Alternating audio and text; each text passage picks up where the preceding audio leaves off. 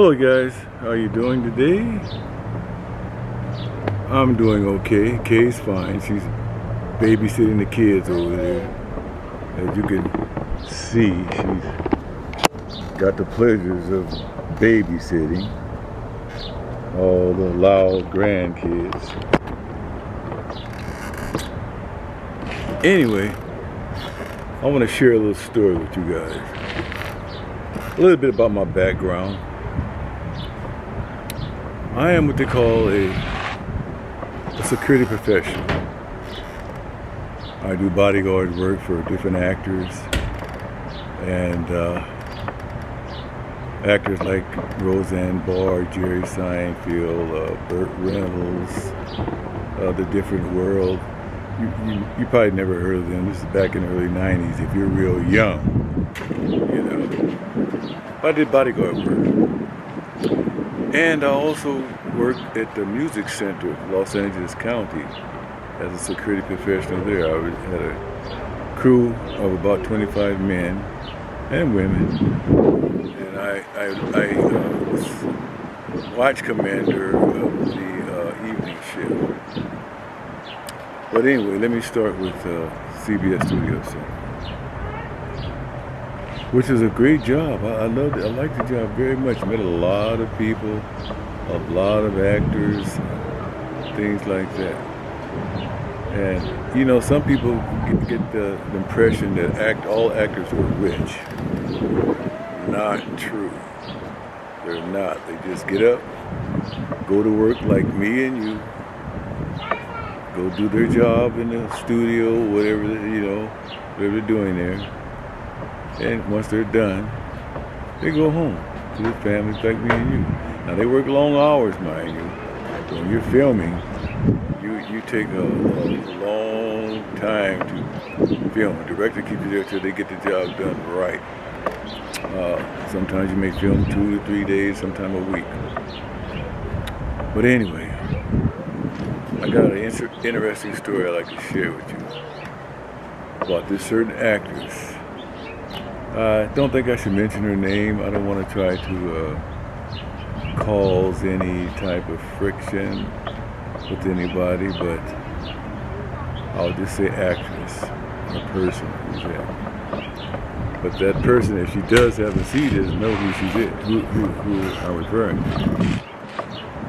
Anyway, I got a call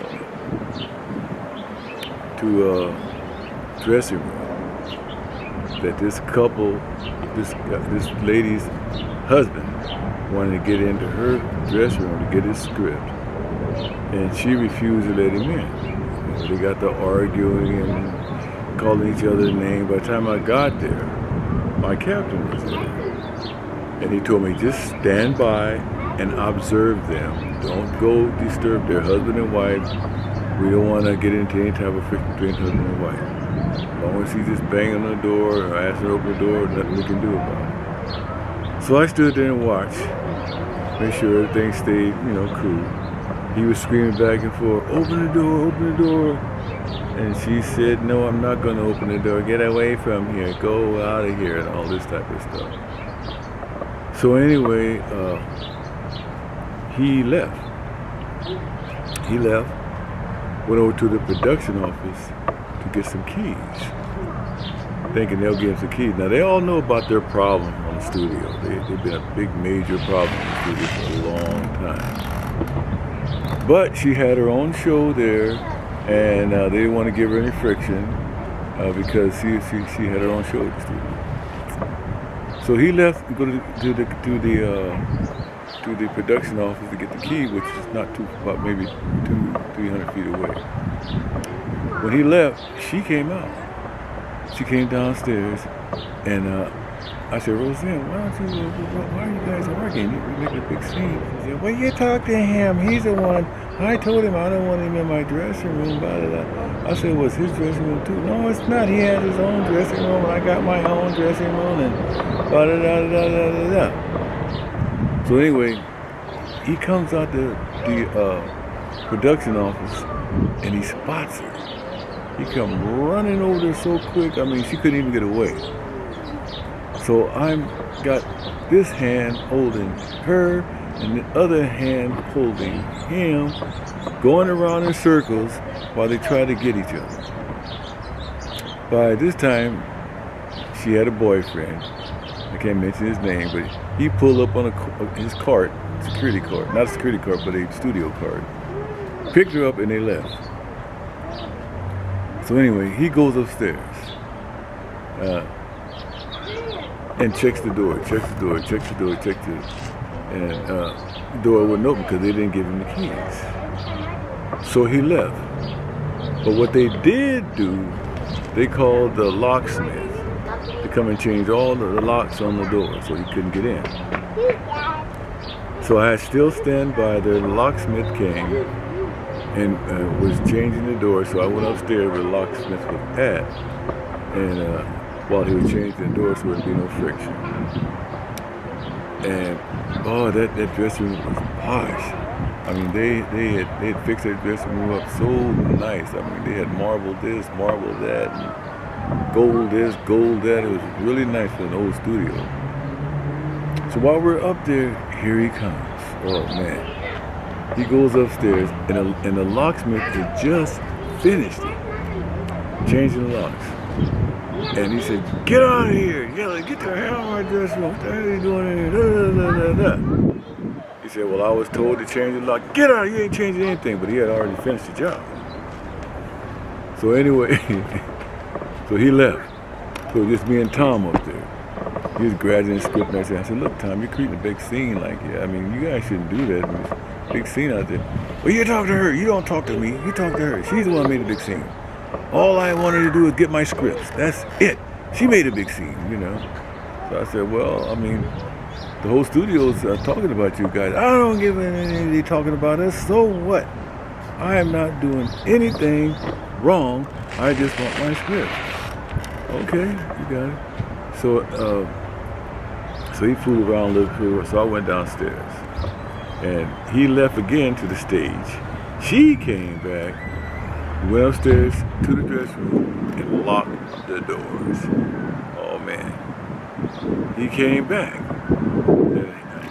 Ran upstairs, but he couldn't get in because the locks were changed and they were locked. So he said, "Open this damn door now. Open the door. I'm not playing with it." So he told one of the assistants that was in there, "You open this door. If you don't open this door, you're fired. You're this." She got afraid. She became afraid, nervous, and everything because she's stuck in the middle of that. So anyway, she opened the door a little bit, and he bammed it open, and he threw her out, cut her hand some kind of way, grabbed her, threw her down the steps and everything, and told her to get out. And she'd come to me and complaining about, "He cut me, he hurt me. No, could he come, please? He hurt me." So I told my supervisor said, "Don't get involved in any type of domestic thing or anything like that." By that time, out front the gate, because it wasn't too far from the front gate, they had hard copy, they had all these trucks out there, video trucks and everything out there. They had got the call that these two actors were acting, well-known actors, were acting up or getting into a fight and all that. They came. Now, they couldn't come on the property because the property is private property. They're not allowed to come on without being getting a request to do so. So the studio manager said, "Don't let them on, don't let them in." So one of the other persons there came up to me and said, "Look, they want to have an interview with you. They're willing to pay you $10,000 for an interview of what happened. Because you were standing right there." I said, $10,000? She said, "Yeah, $10,000. So my captain got a whiff of that. He said, "You're not going to go down there and give them no interview at all. If you do, you're fired." So I thought about it for a while. I said, "Ooh, $10,000, a lot of money, but I can't afford to lose my job. I do make good money here, you know." So I didn't go. They kept requesting me to come. They would pay me, but I didn't go. "Hey, how you doing?" But I didn't go. So I kind of thought about that. I said, "Man, that's a lot of money." But anyway, They were out there filming a lot of it that happened uh, while they were in the process of arguing and all that. They were filming. And they made a movie. They made a clip of it. But before they made the movie, they wanted to ask me did I want to play that officer. And I said, no, I can't do it, man. I'll get fired. So this is the messenger going back and forth to me and that crew. And they said, so they went on and made the movie anyway, and they had a security guard there playing the part that was supposed to have been me, you know, of her and her husband, what they did, why they were arguing. And they were all in newspapers, hard copy and all that. It's a trip, man. And, I mean, really, when you see actors, they just go on the stage, read their little script, do their little bit, and they're out of there. They're just human like me and you. They have their problems, they have their bad situations and all that stuff, you know. And this particular couple did. And it was so sad to see them act that way. And I remember one time I was doing a patrol a lot. And this same person, her husband, the one that was trying to get his script, trying to break in the dressing room, someone parked in his spot. And man, he went berserk, yelling and screaming, who got my spot? Who parked in my spot? He called me because I'm the one who enforced parking. He called me, and I said, I don't know, but I'll find out whose car it is. And he said, well, you better find out right now, because I'm gonna tell him this, I'm gonna tell him that. So anyway, I went to the stage next door to find out. Meanwhile, while I was leaving, he told his assistant to go get his Polaroid camera, the kind you click and the picture slides out, zip out. She got the camera, he came and he pulled his pants down. She took a picture of his rear end and took a snapshot of it. Click. And I'm looking at all this. And he wrote on the back of the picture, kiss my, and pointed an arrow to his butt. Put it on her windshield. So, wow, man. I found out who it was, and it was another very important actress who had a show there at the studio. I told her what this certain person was doing when he wanted this spot and parked in the spot. Could you move? So she said, yeah, sure, I'll move, no problem. All you gotta do is ask me. I'm sorry, I was rushing late and all this and that. So she went out to her car and saw that picture on her car. Oh man, she went berserk. She went berserk and showed her management. And both the stages were next door to each other. The lighting crew and the electric crew, Best Boy and all, they were all friends with each other. But when she showed them that picture, and they loaned each other equipment, lighting equipment and stuff like that. When she showed them that equipment, they became enemies right there, both production companies. And they started getting their camera equipment back for them and getting everything back for them. And she cussed him out something terrible when she saw him. And it was like a big feud on the lot. I could not believe it. And even though, and another actor walked by, and he's deceased now, and I can mention his name. His name is Burt Reynolds. He saw what's going on. He started cracking up, and he looked at the actor that took a picture of his rear end and said, "What's happening there? Son, you got a problem with your parking?" Ha ha. They were kidding with each other, but it was just like, wow. So much madness at that studio at that particular time. This is in the 90s. Burt Reynolds was the most nicest, kindest person you can meet. He didn't have all those high egos and all this type of stuff as an actor. He was just a natural, good person. He had a show called Evening Shade. And he would have everyone, when they come to work, hug and embrace each other. I don't care if you were the director, if you were the janitor, or whoever you were. You had to hug, embrace each other, and say hello, how are you, good morning, and all that. And he would let everybody know nobody's bigger or better than anybody here. We're all equal. I love that about the man. I really do. He's a good person. And even me, when I worked the stage, you'd have me hug and embrace everybody, say good morning to everybody. That starts your day off right. And everybody appreciated that. Great person. And another person that I bodyguard for was Ellen DeGeneres. She was a very nice person, down-to-earth person, loves music, loves to dance, you know. And what I would do is I would stand by her dressing room.